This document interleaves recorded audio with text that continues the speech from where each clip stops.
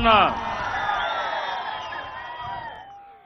ఎన్నికల కంటే ముందు అరాచక పాలన, రాక్షస పాలన, విధ్వంస పాలన, మా తమ్ముడు సైకో పాలన అంటున్నాడు. అవును, అందరినీ ఇబ్బంది పెట్టారు, వాళ్ళు ఆనందపడ్డారు. డబ్బులు వచ్చేసాయి, అకౌంట్లో డబ్బులు వచ్చాయి.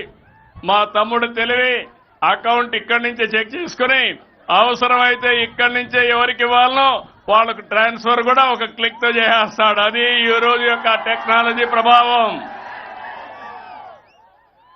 నేను ఎన్నికల కంటే ముందు ఒక మాట చెప్పాను. ఆ రోజు మీకు చెప్పింది అభివృద్ధి చేస్తాను. అభివృద్ధి తెలిసిన పార్టీ తెలుగుదేశం పార్టీ. సమిక్షేమం చేస్తాం. సమిక్షేమానికి నాంది పలికిన వ్యక్తి నందమూరి తారక రామారావు. Party Telugu Desam party. ఈరోజు నేను కష్టపడుతున్నాను. నా కష్టం కొంతమంది కోసం కాదు, రాష్ట్రంలో ఉండే ప్రతి ఒక్కరికి న్యాయం చేయాలి.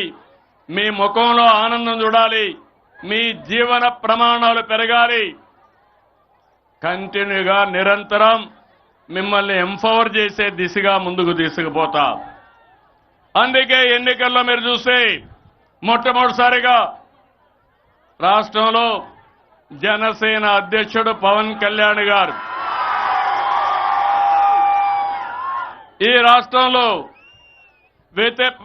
ప్రభుత్వ వ్యతిరేక ఓటు చీలకూడదని ఒక మంచి భావంతో ముందుకొచ్చి ఆ రోజు పొత్తుకు నాంది పలికారు.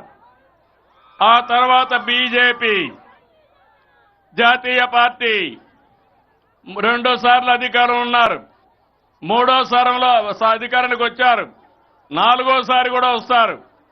అందుకనే వాళ్ళు ముందుకొచ్చి మన రాష్ట్రంలో పొత్తు పెట్టుకోవాలంటే రాష్ట్ర ప్రయోజనాల దృష్టిలో పెట్టుకుని ఆ రోజు మనం పొత్తు పెట్టుకున్నాం.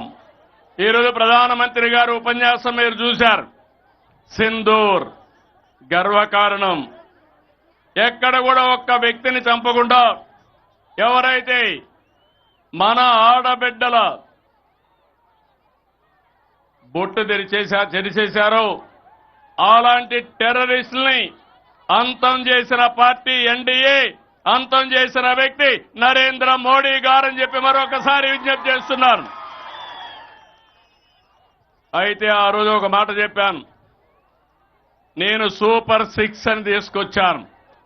కార్యకర్తలు ఇంటింటికి వచ్చారు, ఏం చేస్తామో చెప్పారు. అయితే గత ప్రభుత్వం ఆర్థిక విధ్వంసం చేసింది, చాలా సమస్యలు వచ్చాయి. కానీ నాకు దృఢ సంకల్పం ఉంది. ఎట్టే పరిస్థితిలో ఇచ్చిన మాట నిలబెట్టుకోవాలని ఎన్ని కష్టాలున్నా సూపర్ 6 అమలు చేస్తున్నామని మరొక్కసారి మీకు విజ్ఞప్తి చేస్తున్నాం. అదే కాదు, ఇచ్చినట్టు అన్ని కూడా అమలు చేస్తున్నాం. మీలో ఒక ఆలోచన రావాలి. ఇచ్చినప్పుడు మీరు అనుకుంటారు ఆటోమేటిక్ గా వస్తాయని. ఏది ఆటోమేటిక్ గా వస్తే అందరూ ఇవ్వగలుగుతారు. నేను అడుగుతున్నా, 5 సంవత్సరాలు పింఛన్లు ఇచ్చారు. 3,000 ఉంటే ఒక్కొక్క సంవత్సరం ముక్కుతూ మూలుగుతూ 250 పెంచి 5 ఏళ్లలో 3,000 చేశారు. నేను ఒక మాట చెప్పాను, మీ అందరికీ 3,000 నుంచి 4,000 చేస్తా. జూన్లో ఫలితాలు వచ్చాయి, ఏప్రిల్ నుంచే ఇస్తానని పెంచిన పింఛను ఏప్రిల్ నుంచే ఇచ్చానా లేదా అని మిమ్మల్ని అడుగుతున్నా. మామూలు కాదు. 4,000 దివ్యాంగులకు 6,000 ఉంటే 3,000 పెంచాను. 3,000 నుంచి 6,000 పెంచాను. అంటే 12 రెట్లు పెంచాను. భగవంతుడు వాళ్ళ పట్ల చిన్న చూపు చూశాడు. మానవత్వంతో వాళ్ళు ఆదుకోవాలని నేను ముందుకు పోయాను.